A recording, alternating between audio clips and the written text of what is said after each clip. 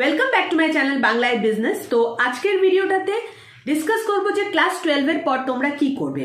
Last ভিডিওটাতে তোমাদের প্রচুর কমেন্টস এসেছিল, যেখানে অনেকেই তোমরা জিজ্ঞেস করেছিলে যে দিদি ক্লাস 12 এর পর আমাদের অনেকটা গ্যাপ হয়ে গেছে, আমরা বুঝতে পারিনি আমরা কি করব, কোনো একটা রকম ভাবে কোনো একটা কোর্স জয়েন করে ফেলেছি কিংবা বিএ বিএসসি এগুলো জয়েন করে ফেলেছি, নিজের ইচ্ছে মতো সাবজেক্ট কম্বিনেশন পাইনি। তো এই সব ক্ষেত্রে অ্যাকচুয়ালি স্টুডেন্টদের কি করা উচিত সেটা নিয়েই আজকের ভিডিওটা।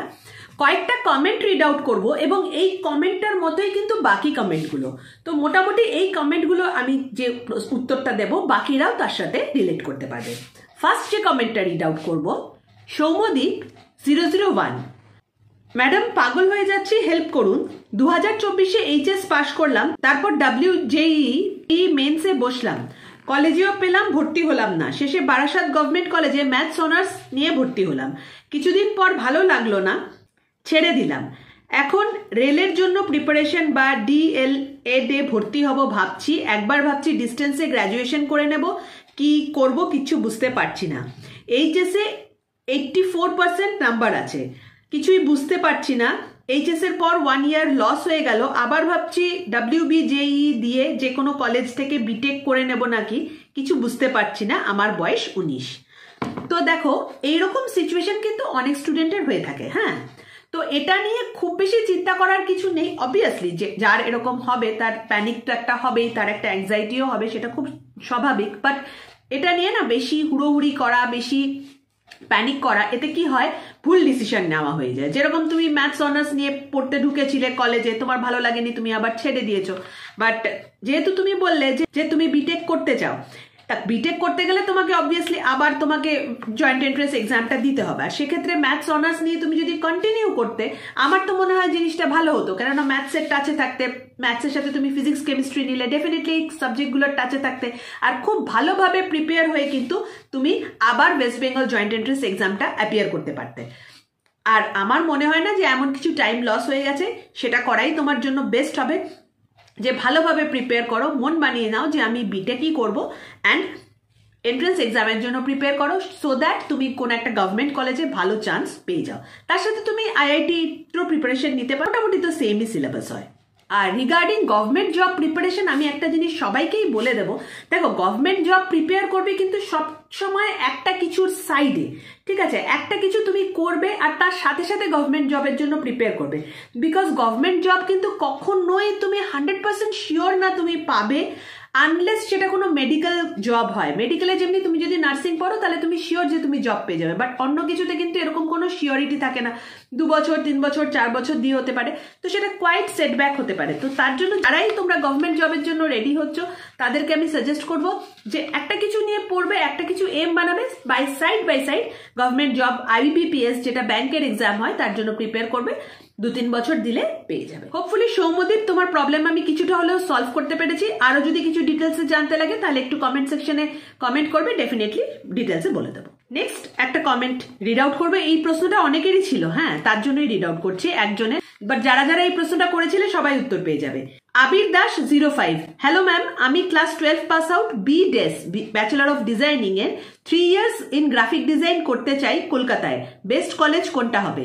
দেখো, এই যে 3 ইয়ার্স বলছো, এটা কিন্তু আজকাল অনেক কলেজেই 4 ইয়ার্স হয়ে গেছে। সো 3 ইয়ার্সও হতে পারে, 4 ইয়ার্সও কোর্স হতে পারে। ব্যাচেলর অফ ডিজাইন কোর্সটা বেস্ট তো হচ্ছে তুমি যদি NID যেগুলো আছে, ন্যাশনাল ইনস্টিটিউট অফ ডিজাইন, অথবা IIT-তেও কিন্তু গ্রাফিক ডিজাইনের একটা কোর্স হয়, সেটা করতে পারো। আর সেটা করার জন্য UCEED একটা এন্ট্রান্স এক্সাম হয়, সেই এক্সামটা তোমাকে দিতে হবে, ঠিক আছে? এটা ক্লাস 12 পাস আউট করার পরে তুমি দিতে পারবে। যে কোনো এন্ট্রান্স এক্সামের মতোই এই এন্ট্রান্স এক্সামটা, এটা একটুখানি ডিটেলসে দেখে নেবে, এটার সিলেবাস অ্যান্ড অল। এন্ট্রান্স এক্সামটা দিলে এই বেস্ট কলেজগুলোতে পেয়ে যাবে, national institute of design or IIT। তাছাড়া যদি তুমি কলকাতায় কোনো কলেজে করতে চাও, তো ডেফিনেটলি এখন মোস্ট অফ দ্য কলেজেসেই কিন্তু ব্যাচেলর অফ ডিজাইন কোর্সটা করানো হয়। যেরকম Techno India University, Sister Nivedita University, Brainware University, Swami Vivekananda university, যে কোনো জায়গা থেকেই তুমি এই কোর্সটা কিন্তু করতে পারো। অনেকগুলো কোর্সের ডিটেলস কিন্তু আমার চ্যানেলে দেখবে বিভিন্ন ভিডিওতে দেওয়া আছে।